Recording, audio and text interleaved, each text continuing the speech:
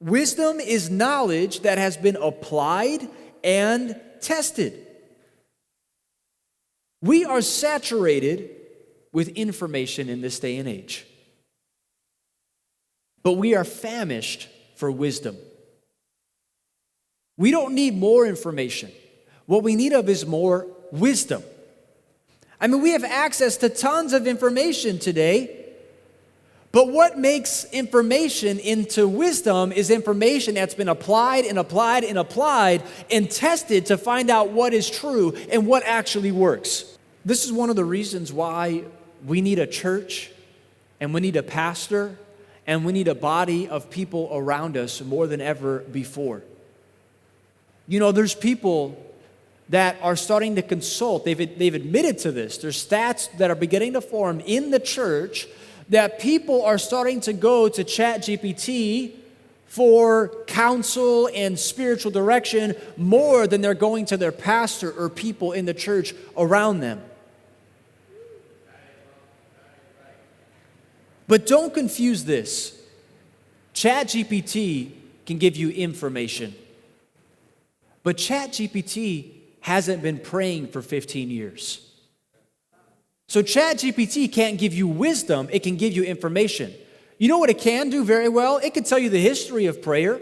It could tell you what prayer was like in the 1200s if you want to know that.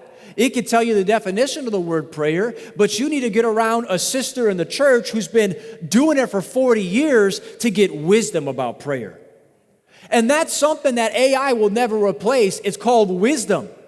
It's not going to replace that. You need the church. You know why? Because in Ephesians, it doesn't say that Jesus gave AI to the church as a gift. It says he gave pastors and teachers and evangelists and apostles and prophets to the church as a gift. So don't fall into the misconception that because Claude can answer you really quick, that it is a qualified spiritual director in your life. Because it doesn't have wisdom, it has information.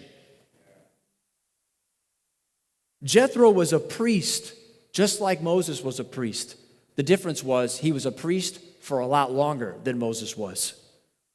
He knew what structures worked in leading people and what structures didn't work, because it was knowledge applied over time that led to wisdom. Here's the first point I'm trying to make for you today. Wisdom learns the lesson without living the burnout. I heard Chris Valentin say at our graduation when I went to Bible school in California, he said, "A wise man learns from his mistakes, but a wiser man learns from somebody else's mistakes." You can go through the pain of burnout yourself and learn the lesson, or you can let wisdom from someone who's already gone through it before cause you to skip the lesson. There's actually a skip button on burnout. There is an option to skip it. But if you allow pride to get in the way, which I'm guilty of time and time again, pride that says, I know how to do it better, only to find out I do not in fact know how to do it better. And if I had just listened to the wisdom of those who have gone before me, I could have missed the expensive lesson. A common excuse for not receiving wisdom is this: well, times have changed, and what they experienced is no longer relevant to me. What I love about this excuse is that the scripture we just read demolishes this. Because the argument is that, well, what we're facing and what we're seeing today, we've never seen or faced before, therefore your wisdom doesn't apply anymore. Well, you know what?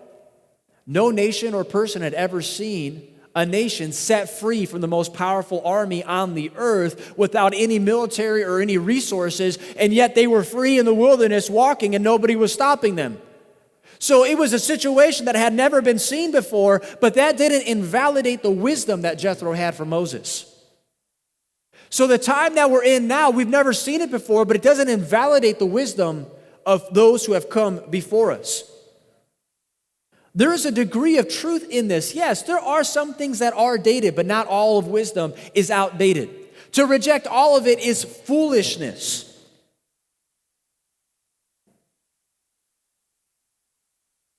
So So Jethro identifies this structural issue, and he gives Moses the fix for it. Jethro is my kind of guy, and I'm going to tell you why. Because he doesn't just point out the problem, he also gives the solution. Isn't it frustrating? Try not to vent right now. Isn't it frustrating when someone comes to you and all they do is tell you the problem, but they offer no advice as to how to fix it? Right? Here's the problem. All right, have a good day. Great. All you did was point out something wrong, and you didn't help me with it at all. Jethro doesn't do that. He points out a problem, but then he gives the solution to Moses. People who only find problems in your life, they will drain you. But the people who give you the solution, they will train you if you will listen to them. So in verse 19, this is what Jethro says to Moses. Now obey my voice. I will give you advice, and God be with you. Watch this. Jethro does not question Moses' ability to judge correctly. He watched him all day long, and he never once says, hey, Moses, the way you're judging is not good. He doesn't tell Moses how to pray. Keep in mind, Moses lived with Jethro for 40 years before God called him, before the burning bush. For 40 years, Jethro witnessed Moses' prayer life. By the way, Moses did not become a prayer warrior once he was sent out into the battlefield. He was always a prayer warrior, which means don't wait for the call of God to decide to all of a sudden be spiritual in your life. You could do it right now. And in fact, you need to do it right now, because when you're in the thick of battle is not when you learn how to swing a sword. You learn beforehand so that when you get into the battle, you're ready to go. So Jethro knew Moses knows how to pray. That's not the issue here. He doesn't teach Moses how to worship. He doesn't call that out as the problem. Why? Because Moses just led hundreds of thousands of people out into the wilderness to do what? To worship God at Mount Sinai. He's literally a worship leader. He's taking people to worship. And Jethro doesn't teach Moses about Yahweh. He doesn't go and school him on Yahweh's character. You know why? Because Moses spoke with Yahweh in the burning bush. He spoke directly to God. He was receiving revelation from God and instruction from God. Why doesn't he tell Moses that he needs to fix any of these things? Why? Because that's not what Moses needed. That wasn't the issue. What is the real cause for burnout in our lives?